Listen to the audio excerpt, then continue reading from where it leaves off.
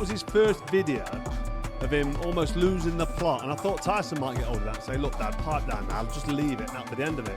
But he's carried on, and this morning he released another video. There was three, just a big fat mess, nobody making noise, nobody's really interested, but we have to respond because the noise he makes gets attention because Tyson Fury is such a big name and he's making a comeback fight. So anyway, he said he don't want to fight anybody. No, I think he's past his best. I'm a no-filter kind of guy. I love my son, but there's too many people patting him on the back and telling him he's Tarzan when he's not Tarzan. He's been gone Tyson since the Deontay Wilder fights. It's finished Wilder completely. Done it. He's not got a leg underneath him. Vocal about Tyson Fury and his training camps and the people that have been training him in the past. We'll go back to Ben Davison, Sugar Hill, and you've been vocal and you've aired your views on that. Where are you at with Tyson and his camp? So John Fury, as is Tyson Fury's dad. So with due respect to the circumstance, if you want to repair your relationship with your son, the best thing you probably should be doing is interviews with newspapers about it. For me, I always question that. I always think that's an unpalatable circumstance. That's making it about you.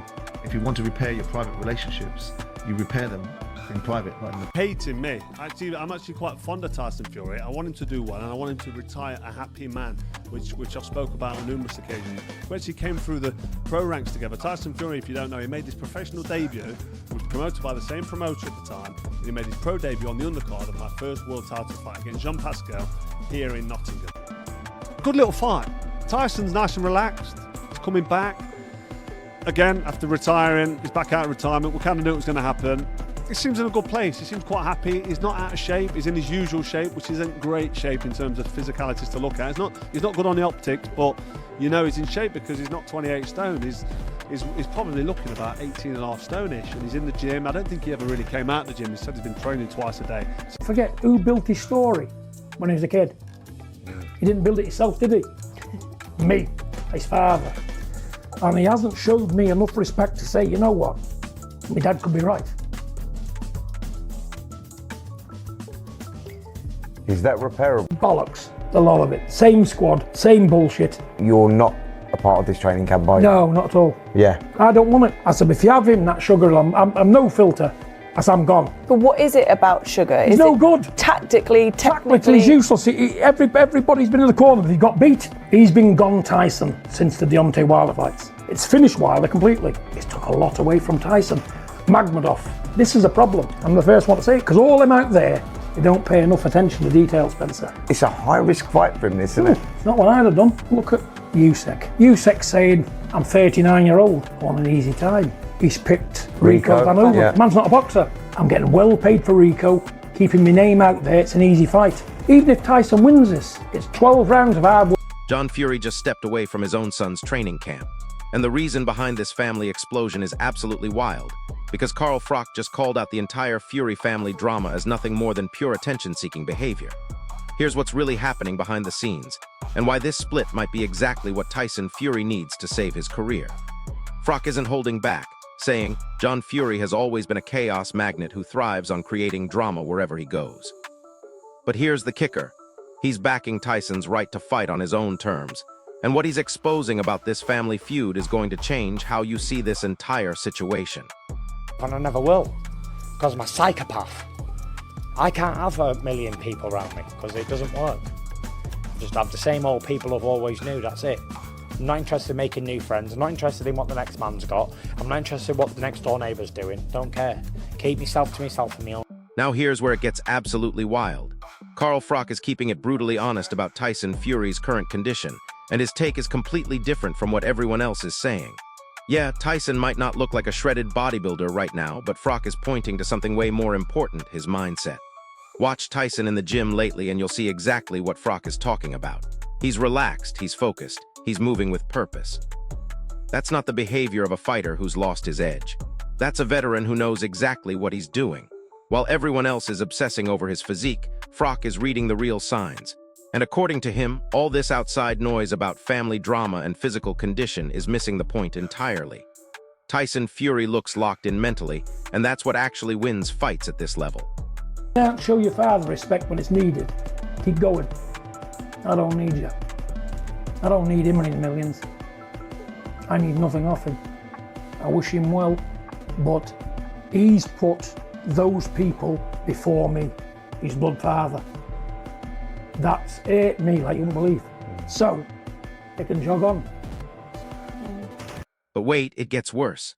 John Fury's response to all this criticism shows exactly why Carl Froch called him out in the first place. Instead of handling this privately like a professional, John goes public with his defense, talking about how he built Tyson from the ground up and deserves respect. Look, nobody's questioning what John did for Tyson's early career, but this defensive reaction proves Froch's point perfectly. When you're more focused on getting credit than supporting your fighter, you've become part of the problem. The tension between father and son isn't some minor disagreement anymore, it's a full-blown public spectacle. And every time John responds to criticism, he's feeding the exact chaos that Froch warned everyone about. This isn't about respect or loyalty.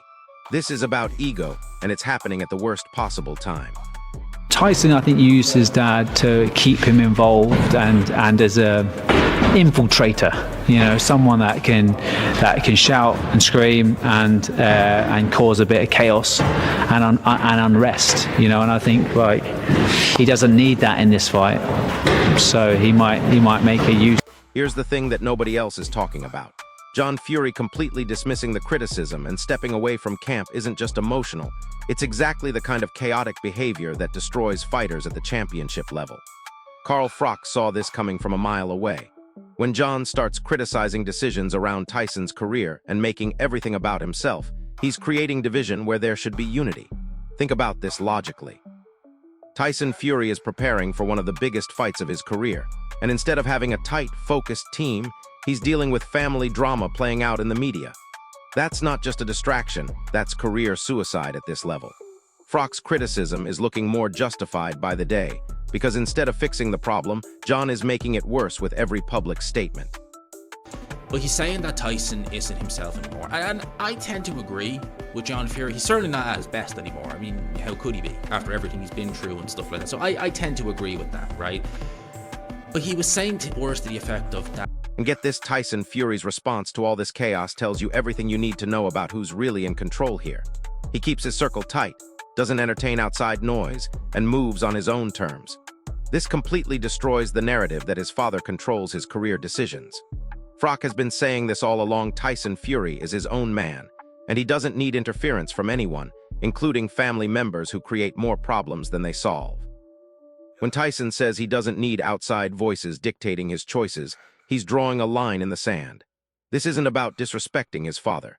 This is about protecting his career from unnecessary drama. And honestly, it's about time someone in that family prioritized winning fights over winning arguments.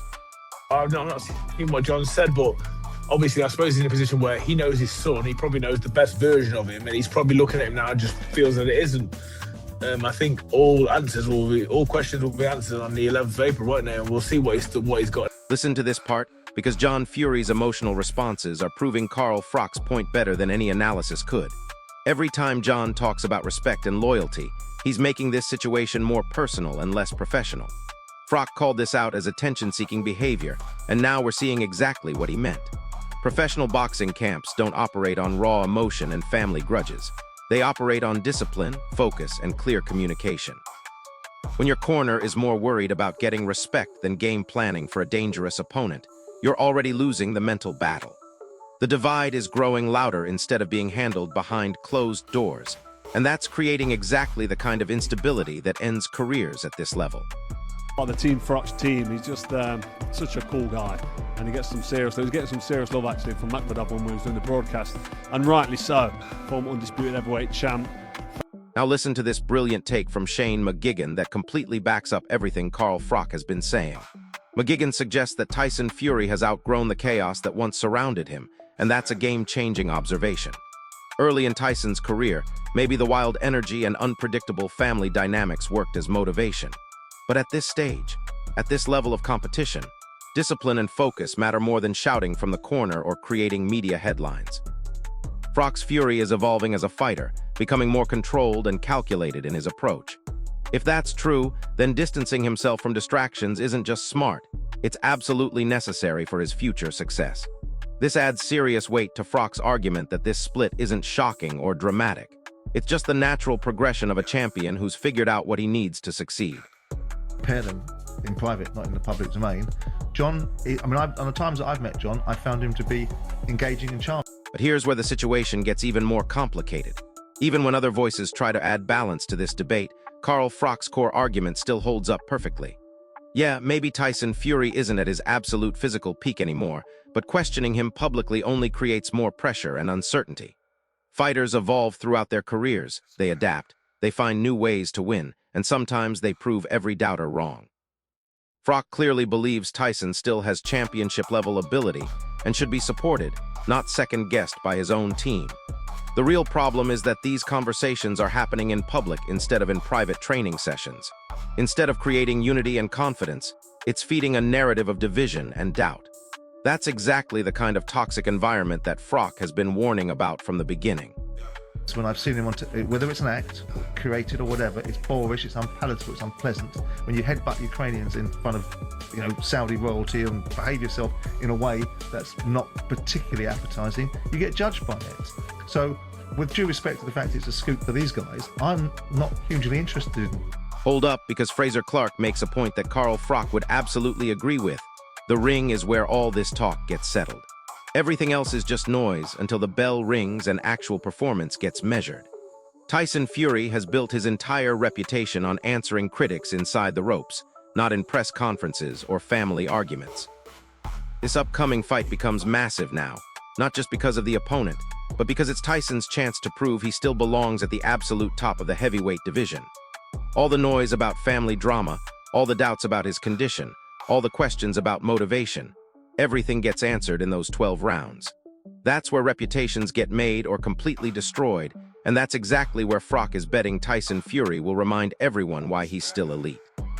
Fury's got his own fans and people that think that he is a legend and one thing and another. Well, that's all well and good, but you've got to look at his resume. It doesn't stack up. Not to the great fighters. It doesn't stack. Now here's something that separates great fighters from good ones: how they handle adversity and uncertainty. Ring rust is absolutely a real factor that can affect any fighter coming back from time away, but Carl Froch's mindset is different. Elite fighters find ways to overcome obstacles that would destroy lesser competitors. Tyson Fury has already overcome bigger challenges in his career than a layoff or family drama. Well, whether he can take them or not, he shouldn't be taking them, and he knows that. But when he's on his A game and he boxes, he can box. He ticks all the boxes, trust me. And he's exciting as well. And he does the right thing with this level of opposition. Tyson's looking in magnificent shape. Best I've seen him in, to be quite honest, for a long time. And more importantly, mentally he's in a good place. And this is a big fight. He's in with a very, very experienced fighter who's a big man, big puncher. I think he's got a 90% knockout ratio. He's knocked out 17 of his opponents in the first round. So he can whack, and he's not phased about fighting over here. He fought recently over here and beat Dave Allen. And this is quite a big. There's nothing more left in life for these boxers. When these great boxers, what's completed the game and they've got everything, what else can Tyson do? There's only so much yachts and sailing, and there's only so much flying on holidays, and there's only so much fucking whatever a normal person thinks is good you can do. Mentally, he's in a good place. Physically, he looked good as well. He's been working well out in Thailand, and I sort of agree with Paulie. I think that he's a massive addition to the heavyweight scene. He has been over the last 10 years, and I think it's good to have him back. We need the characters. Look,